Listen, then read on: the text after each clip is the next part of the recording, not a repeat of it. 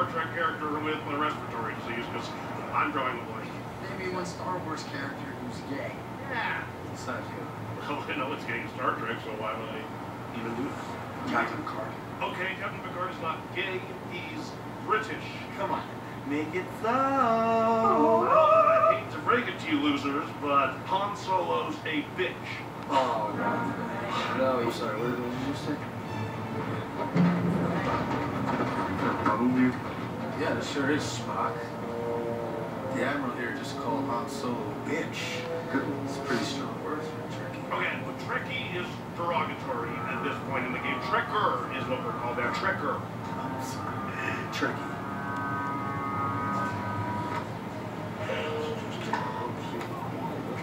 What's with the Yeah. As I thought.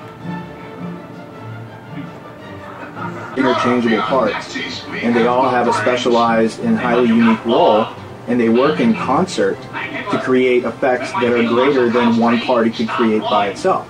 So insofar as the New World Order, it's always been an idea through time where people who worship themselves and worship their ego take it upon themselves to say, here's how we should run the world, and it doesn't matter about the little people who don't know about this because they're not smart enough to care and they need to be told what to do. And that's exactly what Plato tells you in the Republic when he's designing this utopia. It's all about the intellectual elite. It's not education for everybody. It's specialized roles. It tells you when you can and can't have sex. It tells you how to have babies in a society after having sex on these 4 ritual dates a year. So Plato's Republic is a deep, deep masterpiece of literature. But how it applies to everyday man is not necessarily directly taught in our education system, because in teaching it, you would understand the structure that you're kind of controlled by, and thereby you would find the way out.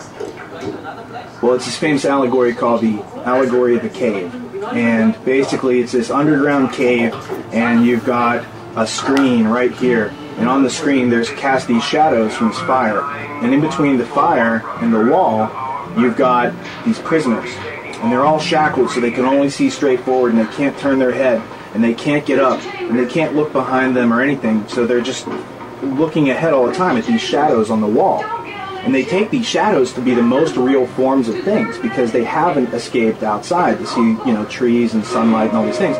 They think the shadows on the wall are the most real things, and they talk about these illusions as if they're real. And then one day, one of these prisoners breaks out and overcomes the guards, and he gets outside and he sees things for how they really are, and he's like, wow, people inside should see this. They should come out here and check this out, and I'm going to go inside and tell them, look at this reality and look what's going on. And so the allegory is showing people that there are various forms of reality. That which you see on TV, the Congress, the president speaking to the American people, all these things. That's a type of theater that's created. And they use actors, and there's producers, and there's studios, and there's handlers, and there's agents, and there's all these people in the form of lobbyists and special interests and whatnot. So you have this illusion that's given to people, and whether it's in Plato's Republic 2,500 years ago, or it's this past week watching the president tell us, we're going to pull out of Afghanistan, but first we got to send another 30,000 troops. And it's like, okay, you can only hold contradictory ideas in the same mindset for so long, because that's what leads to schizophrenia. That's what George Orwell called doublethink and double speak. And these ideas of holding duplicitous, contradictory ideas within the same mindset. And that's what happens when you have a government that says whatever it needs to tell you to get what it wants.